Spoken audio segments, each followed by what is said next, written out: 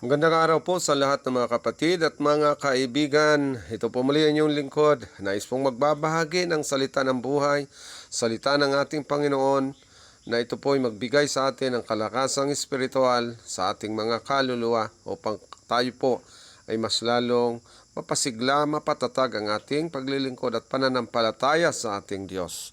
Purihin ang Diyos sa oras na ito bago tayo magkaroon ng pagbabasa ng salita ng Diyos. Atin mo nang hilingin ang guidance ng Banal na Espiritu sa pamagitan po ng prayer. Dakilang Ama, maraming salamat po sa pagkakataon, lalo na sa oras na ito. I-guide nyo po ang aming pag-aaral ng salita, lalo na ang inyong mga salita maikintal sa aming puso, magbigay kalakasan, lalo na sa mga makapakinig nito. At pagpalain kaming lahat, mapuno ng karunong at kaalaman. Sa pangalan po ng aming Panginoong Yesus. Amen. Okay, dito po sa mga pag-aaralang salita ng Diyos, napakaganda po kung inyong pakinggan sapagkat ito'y napakahalaga sa mga nais pong matuto at lalo na sa mga anak ng Diyos. Na ang ating pag-aaralang salita ay mula po sa Mateo 22:1 hanggang 13.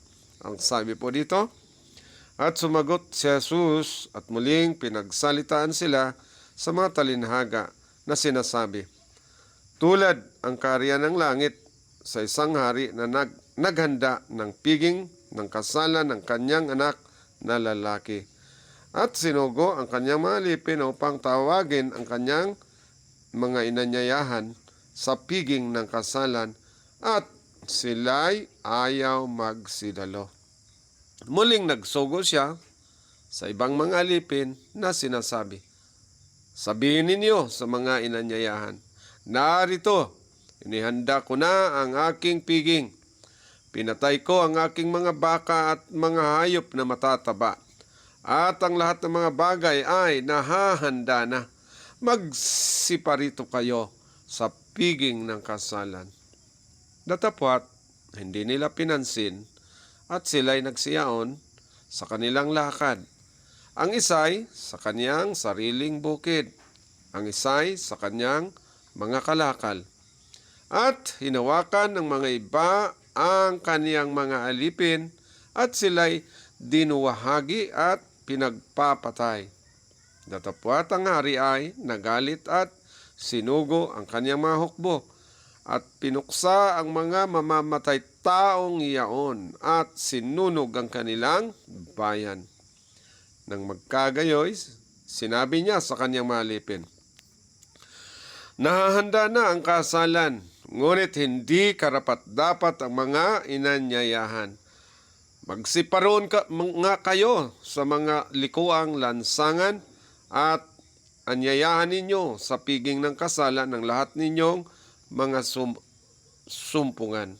At nagsilabas ang mga aliping yaon sa mga lansangan at kanilang tinipon ang lahat nilang nangasumpungan. Masama at mabubuti at napuno ng mga panauhin ang kasalan.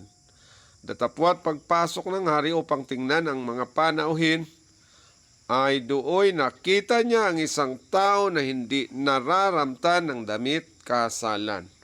At sinabi niya sa kanya, kaibigan, ano't pumasok ka rito na walang damit kasalan? At siya'y naumid. Nang magkagayoy, sinabi ng hari sa mga naglilingkod, gapusin ninyo ang mga paa at mga kamay niya at itapon ninyo siya sa kadiliman sa labas. Diyan na nga ang pagtangis at ang paggangalit ng mga ngipin. Purihin ang Diyos sa mga salitang ito. Mga kaibigan at mga kapatid, ito po ang paanyaya ng Diyos. Nag-aanyaya ang ating Panginoon sa kasalan at malapit na po namang yayari ang kasalan ng ating Panginoon. Kaya maghanda tayo dahil lahat nais ng Diyos dumalo sa kasalan at magbihis po ng damit kasalan. So ito po ang talinhaga sa kaharian ng Diyos, na ito ang kaharian ng langit na naghahanda sa piging ng kasalan ng kanyang anak na lalaki. Purihin ng Diyos, palain ang bawat isa sa mga nakinig. At sa sunod natin po, ang mga paliwanag nito, maaring sa sunod nating ipapalabas muli ang mga paliwanag nito. Ito po yung dalangin in Jesus' name. Amen. Maraming salamat po, Ama, sa mga salitang aming natungayan sa Mateo 22:1-13 na ito po ang talinhaga sa paghanda sa kasalan. Pagpalain ang mga nakinig na maunawaan namin ito at aming may apply sa aming spiritual na buhay. Purihin ka, Ama, sa walang hanggan. Pagpapala mo pa sa aming lahat sa pangalan po ng aming Panginoong Hesus. Amen.